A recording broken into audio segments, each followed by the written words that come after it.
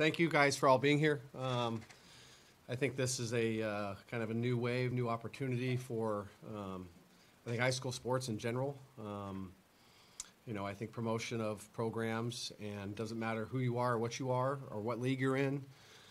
I'm a huge fan of high school sports. I'm a huge fan of all things high school, and I'm honored to be here. I'm honored to sit with these student athletes. And I'm excited. I'm excited for this opportunity and venue and this vehicle to allow us to, talk about our sports programs. But really, it's about promoting high school baseball. I think high school baseball is not a dinosaur in terms of what you will. I think it's something to be celebrated and promoted. That's why I think a day like today is so special.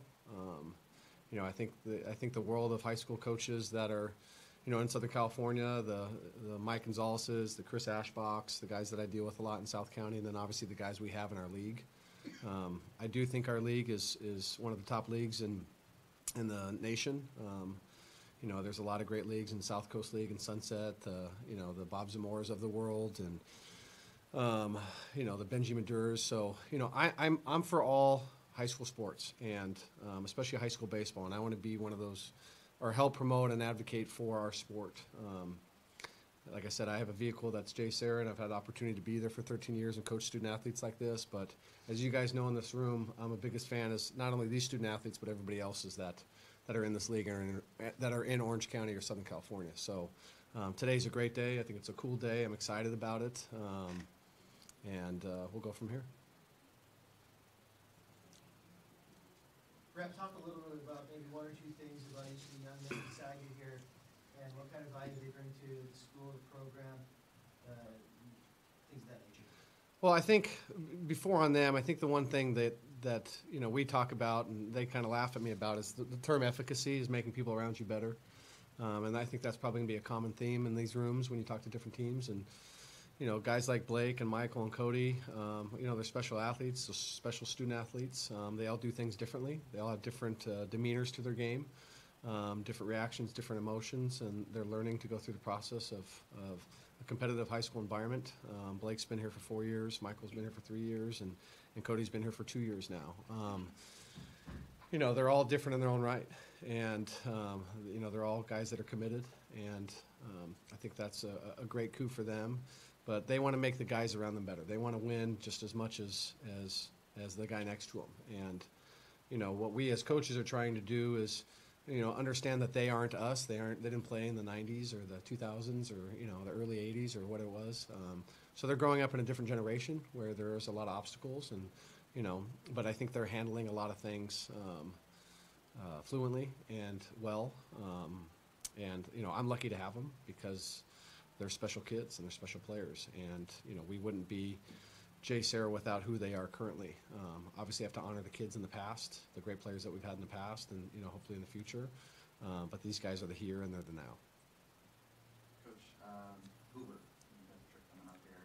What's that relationship been like so far away? It's been great. I mean, you get used to playing the same teams over and over in Orange County. We play the El Toros, the Missions, the Tesoros, all those schools, and normally, whether it's the Elks or the Loera tournament. So, with Hoover, Coach Adam Mosley, it was presented an opportunity for them to come out last year through Skip Schumacher, who's a friend of the program and been a big advocate for high school, and obviously a bench coach for the Padres. And so Adam and I created a great relationship, and when they came out, I'm like, it'd be cool to go out there next year. I understand it's like -5 degrees there right now, so maybe it's not a good idea right now to go there. But we want to see different parts. I think when we go out there, we're going to play the defending national champions, Parkview, Georgia. Then we're going to take Thursday as a day off. We're going to go to the Civil Rights Museum in Birmingham, and then get a chance to go visit Auburn in Alabama, and then play a doubleheader versus Hoover and a doubleheader versus Vestavia Hills. So I don't think any of these guys have been to Alabama before, so maybe a little culture, a little barbecue, learn a lot about life and different parts of the country, and it will be a unique opportunity for us. So we're excited about it. I'm not excited of flying. If you guys know about me, I'm not a flyer, so I will not be flying with these guys next to me. It will not happen. Great. You played here at Lauderdale, obviously. Played at Cal State Fullerton, played some pro ball. Been coaching now for a while. What's the biggest difference you see between when you played baseball, either in high school, collegiately, or professionally, compared to now in terms of the level of talent in the Trinity League? You know, you had an opportunity to go to the NHSI a few years ago, see some of the top teams in the country. What's, in your opinion, what's the biggest separator between the Trinity League and everybody else? That's a good question. I think there's a lot of loaded parts to it. You know, when we played, first off, we had the -5 bats. You know, so those the things. You don't talk exit velocity or things like that. It's a different ball game.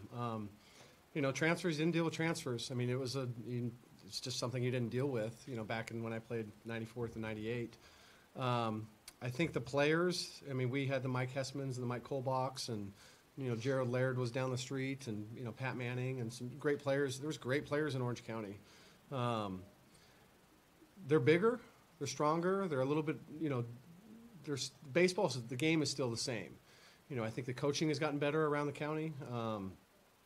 I think the club aspect has elevated some moving parts to it.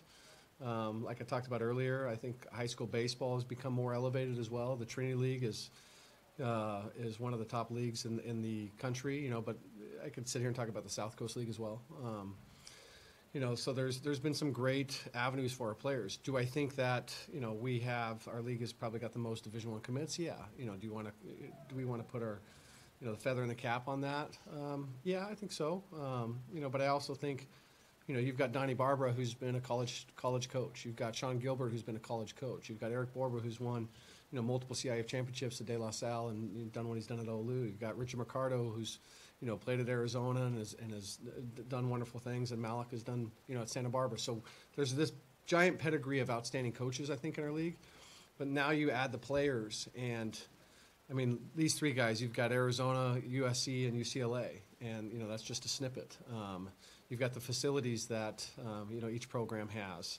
You know, so I don't want to call it the SEC of high school baseball, you know, but it's coming to that level where, you know, each brand and each marketing component of our school of, you know, who does it the right way and who plays the game the right way and what's best for you, I think it is an important piece of the puzzle of, you know, promotion of players and promotion of your brand. You know, but it's fun. I mean, you want to play the best, you want to be the best, you got to compete against the best. Brett, how has Royce been taking #1 and changed your program? I think it's made it worse. It's made us worse. You know, and I don't mean that negatively. You know, Royce is a guy who was doing ball in the dirts with these guys 2 days ago, and you know, there's a story that I don't tell a lot of people, but you know, he asked my wife and I to be our unborn son's godfather. You know, that just tells you what type of kid Royce is. I don't think we'll ever have another Royce, and that's nothing to deter against these guys here. You know, Orange County, I don't think has seen one that good or, you know, been to that level. But it makes it harder because it's almost like you have a level that you expect and want your student athletes to be at.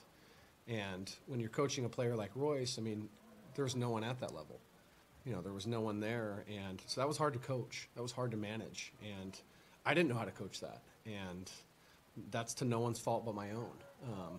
You know, and I don't ask these guys to play to that level. I tell them to play to their highest level and to compete with each other and make everybody around them better. You know, it's nice to say that Royce Lewis went to our school. He's the best player I've ever coached, the best player I've ever seen, and you hope that he becomes the face of Major League Baseball, like a Trout, you know, or like a Jeter at his time. You think that's going to happen. You want everything to happen for him because that kid deserves every single thing that's been thrown at him because he's the hardest worker and he's the best kid I've ever been around. So it's exciting, but it's tough because, you know, it almost, and I don't want to sound egotistical, but it's fearful too because players do see that, whether they're in, you know, 6th, 7th, 8th, whatever it is, that the program might be, you know, tougher to play in or whatever because of a player of that magnitude, where the reality is that's never happened before. So it's good and bad. It's good and bad. But again, I'm the luckiest coach in the world to be able to have that. All right. Michael, do you want me to start with the mic? Oh, yeah, I'm sorry. I have to hold it. Oh. Hi, my name is Michael Curialle. I'm a senior this year at JSerra.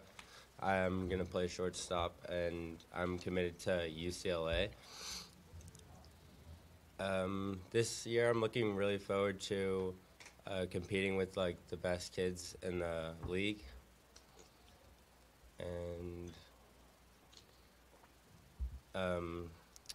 looking forward to going to UCLA next year. It's a really good school, and I feel like that they're going to develop me really well.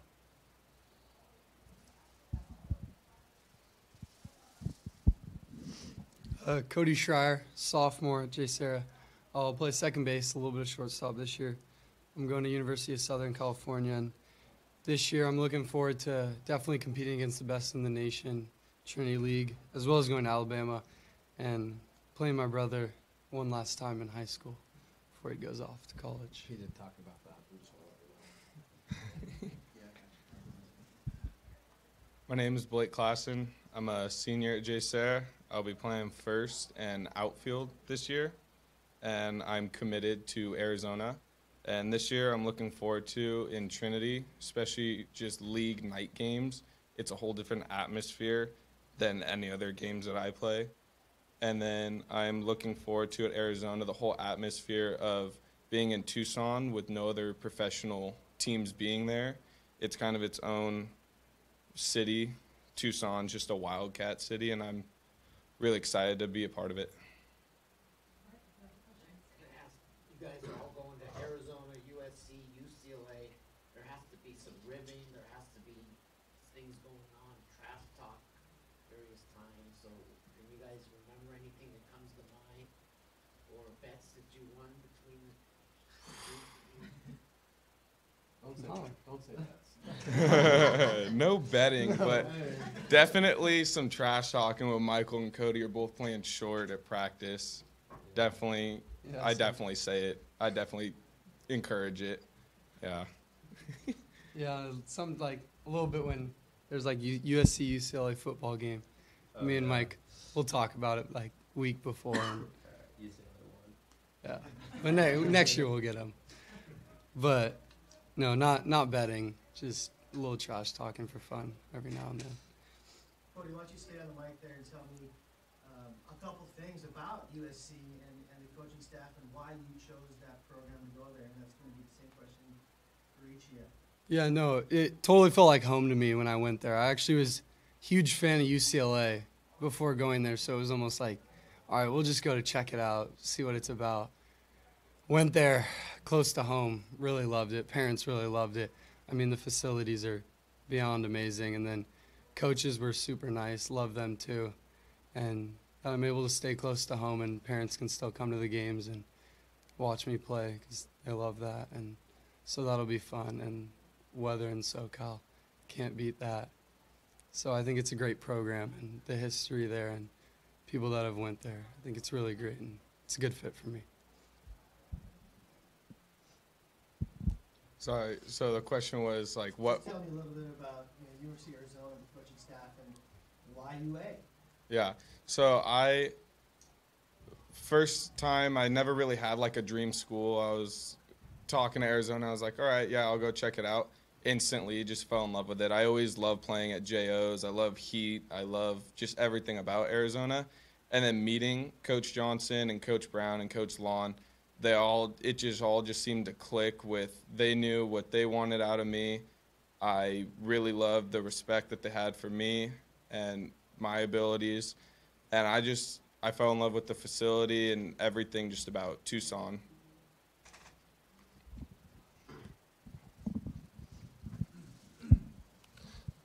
Yeah, just growing up, UCLA has always been a dream school of mine to go to, and when I visited there, the coaching staff really seemed to know what they were talking about and seemed like they could develop me to the best of my potential, and I really just like the campus, and the school is a great school. So. Go ahead, I have a question for you. You obviously had a pretty special summer with Team USA.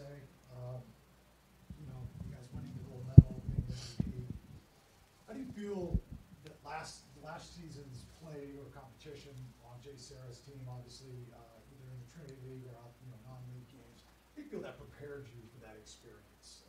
So obviously some big games with Team USA and then some big games in the league. Yeah, no, I feel that last season totally prepared me for that summer. And I knew I was going out there that summer, so I knew I was going to face the best competition in Trinity League and just in high school in general. And so I was like, all right, I think I can do that for sure. And then getting out there and carry, it was like, first guy was like 85 to 88, and that was just like routine almost, right? It was just seeing that every single week in Trinity League. So I feel like that really helped prepare me. And then playing under the lights, like Blake said, it's just a different atmosphere. And so really in that big gold medal game, it was just almost like another high school league game.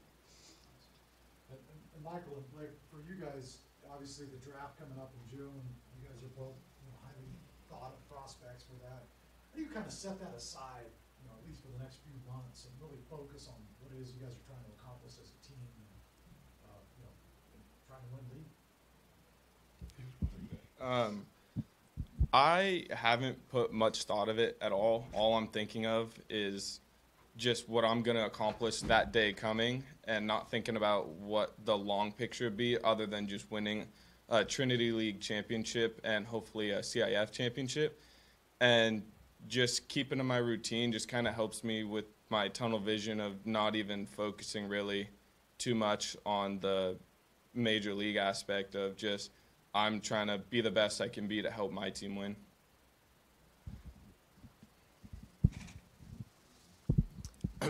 Yeah, it's pretty much the same for me. I'm just trying to win a Trinity League title and hopefully a CIF title. I don't really think about the draft that much. I'm just going to work hard every day and develop every day. Michael, I got the mic there. Last season, about midway through the league play, you kind of dealt with a little bit of a slump. I know that had some outside factors with the contacts and all that type of thing. Is that any sort of extra motivation as you head into this season, trying to right the ship and figure something out here for your senior year? I mean, yeah, of course, I'm going to work hard this year and hopefully have a better ending to the season and just do better than last year. Brett, how have you been able to pull off the situation where you've had some great shortstops, but they've been patient enough to wait their time to play shortstop? So you have another one again who's waiting. You have Chase, you have Royce, how are you able to do that in this time where people will just walk away? Love. We got to love them up. Different programs have different things. We've always had a good catcher. The Austin Hedges, the Colton Playas, the Sam Cohen's, and players of that Lyle Lynn, who's at ASU, and we've always had a good shortstop. Started with Quinn Renner, who went to St. Joseph's, and then Joey Ponder, Trevor Sharpie, and then Chase Strumpf came in, and Royce played third for 3 years, and then Royce played his senior year, and I still get a lot of crap from Royce on that. But Chase was a phenomenal player. I mean, think about the infield we had. And I think Cody's a player that can play multiple spots. And, this kind of spring we've kind of eased in. Michael's going to play some short and some center. Cody's going to play some second and some short. Kind of ease them in there. They're both good in their own right. They both can handle it. They're both mature. A lot of it's the system. The systematic stuff we have. I'm a Titan at heart, so we run a lot of Titan stuff that we do, and they can both handle it. Not that Michael's going to take that to UCLA or Cody's going to take that to USC. And they're patient. They're patient. I think, the best part of it all is that a good program starts at home, and they both got good parents and a good understanding. And all the shorts that we've had have had wonderful parents, and they've been patient with the process. Where in this day and age, if they don't win a spot, what's the next thing they do? Then they go and, grass is greener, may transfer or whatnot. And these kids didn't.